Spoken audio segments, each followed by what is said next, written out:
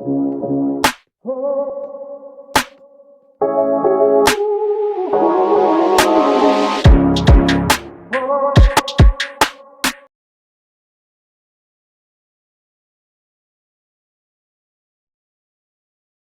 guys, so I am Brett, and this is going to be the first command tutorial on the channel.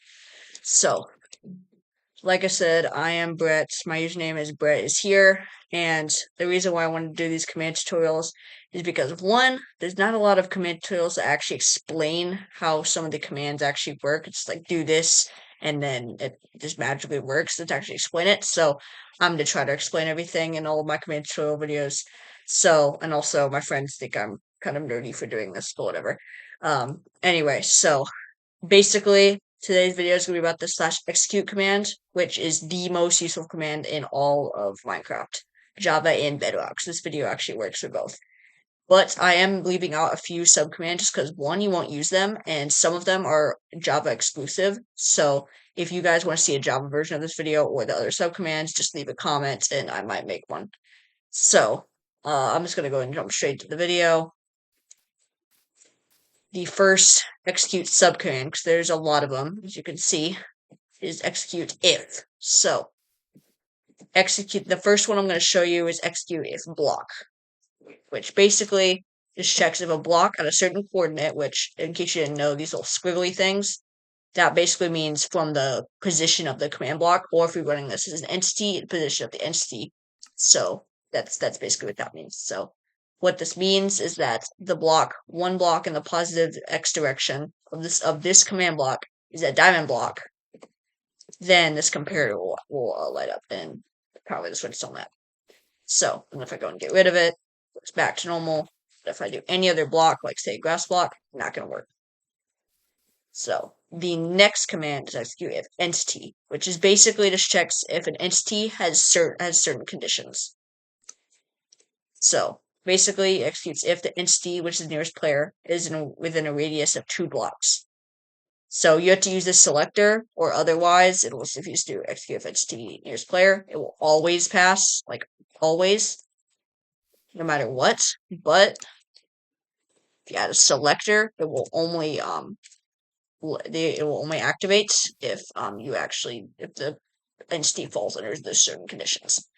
So that's execute if entity. The next one is execute if score, which actually I'm not a huge fan of this one because there's a way better way to do this, which I'll show you at the very end.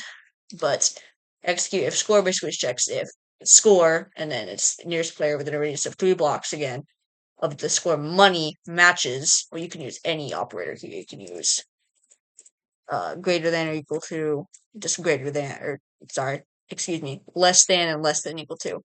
Then obviously there is greater than equal to and just greater than. And you can even use that if you want. But I'm just going to use matches. So that's basically checks if the nearest player within a radius of 3 blocks has a money score of 1.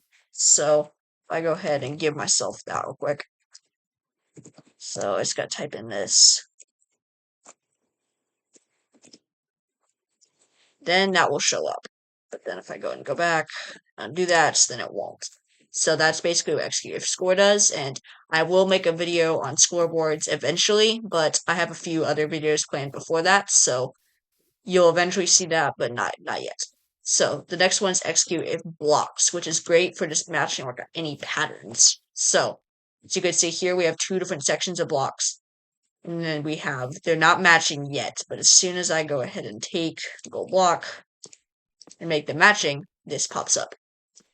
So the way that this works is it executes if the blocks well, it's kind of a lot to look at, but I'll go and explain it. So basically, you go to one of the corners and you type in the coordinates, which is 1 block below me because I'm standing on top of it. So basically, you find 2 corners of the area, right? So you do this, and then or 2 opposite corners, I should say. 2 opposite corners. Then you go to the negative x and negative y direction on the other set of blocks, and that is the 3rd coordinate. So it comes out to something like this. We have all this, and then the all one basically checks like if everything is perfectly right. There is another way of masked, which I believe that masks basically just ignores error blocks. I'm not 100% sure, but feel free to research that yourself if you're curious. So that's execute if blocks. And then the next one, here, let me go ahead and turn this off. Make that, yeah, make that double block. Anyway, so the next one is execute unless, which works with all the ones that we've done before. Execute if. All the ones we've done before work with execute unless. And all it does is just executes unless that condition instead of if that condition. So execute unless the block here. So one block in the positive x direction again is air. Trigger it. Right now it is air though. But if I place any block at all, then it will light up. So that's basically a good way to check if blocks are in air, or even just something like if a player broke a block or something. So that's execute unless, and now we're done with the conditional ones, except for this, because you know how we've been using comparators for everything? Well, now you can do that from the command block, because you can use the run subcommand, which basically just runs a command if the condition is true.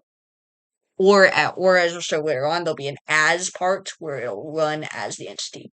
So basically, this just checks if the block, one block in X direction again is down block, run, kill all entities unless they're a player. So whenever I go and place this and turn this on, and I put a cow down, it'll instantly die. But then if I do this, it's turned back on. Or if I just flick the lever, even if that's there, then it won't do anything. But then as soon as I do that, it will kill all the entities. So that's basically execute run, and it also works with all entities unless it's a player. So even if I went to survival mode right now, and I go ahead and ran this command, place the diamond block, and did everything, wouldn't do a thing.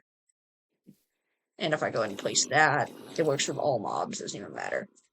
So that's basically with execute run command. You can chain this with basically any other subcommand that I'm about to show you to create some really, really cool effects.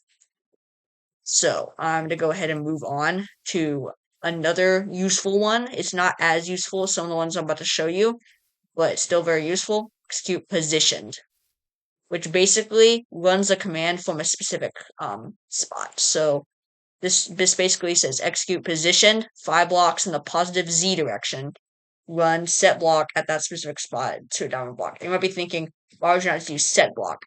Well, the main reason why is because you can combine this with a whole bunch of other commands, like execute if entity to check if an entity is in a certain spot, or even just something as simple as like just making like almost like an artificial command block because it's running the command from here instead of like here. So what's interesting about that is you can almost move where command blocks are without actually moving them, which is just useful if you're just putting like all your commands in one specific spot and don't want to place the command blocks like wherever and have to worry about like all the exact coordinates.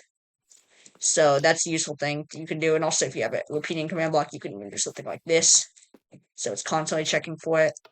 So that's just something you can do with execute position. It's one of the most useful ones, but these next two are very, very important to know. If you take away anything from this video, make sure you at least know these two because they're very useful. So the next two are execute at and execute as, which are very similar, but have just one tiny difference. Execute at basically executes like at the position, not as the player, just at the position. So execute at the nearest player, it'll run the command set block 1 block below you to a downward block. So I can use this to make kind of like a diamond walker effect. So you can go ahead and do this. So that's kind of something you could do for like maps and stuff if you like kind of make your players like, you know, on Hypixel there's like some cool things like you can like summon lightning and stuff. That's basically what this is kind of. I guarantee you that they use execute at or something in that system because it's executing at the player. Now, the next one, execute as, is also very useful. But instead of executing at the position, which actually, if you try to run a command like with like a relative position, it actually won't work. Like it will work, I think, at first, but if you have a repeating command block, it will only run it at the position the first time whenever it's ran. It's weird, but you have to use at if you want to make it the actual position. So basically, I couldn't think of a good example for this, but basically, executing as nearest player, run give at s because you're executing as that player, like they're doing it in chat. So it will give the it'll give them dirt. So if I go and do this, it'll give me like 1,000,000 dirt. And that's basically what you can do if you want to like execute as a player and use @s and different stuff like that. Now this next one is execute in, which is a little bit weird, but it's the only way to go between dimensions. So I can go ahead and teleport myself to the top of the end fountain right here. And instead of killing the dragon, I can also get out by typing that same command in chat. But instead of using that, use overworld.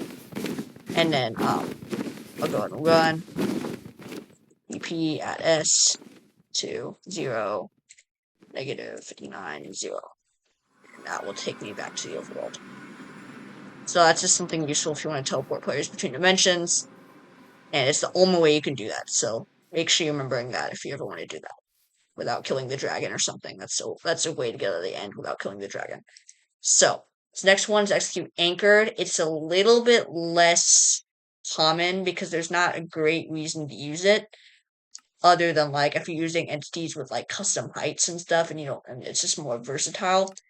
In my opinion, it's not that useful, but I went in and showed it just because it's very simple. So basically, execute @ this time, nearest player, anchored at their eyes. You can run set block 1 block above it, down a block. So the only reason I would think that this would be any more useful is making it like, say, 2 or 3 blocks above the player's feet, which is what the default is.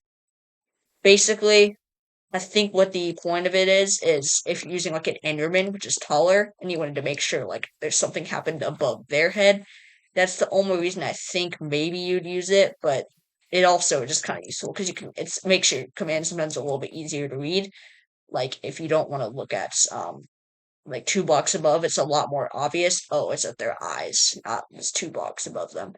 So it makes it a little bit more obvious, but it's not super useful. So if you don't remember that, it's not the end of the world. So that's all the subcommands that you really need to learn. There are a couple more, but they're a little bit stupid, and I'm not going to go and waste your time with them.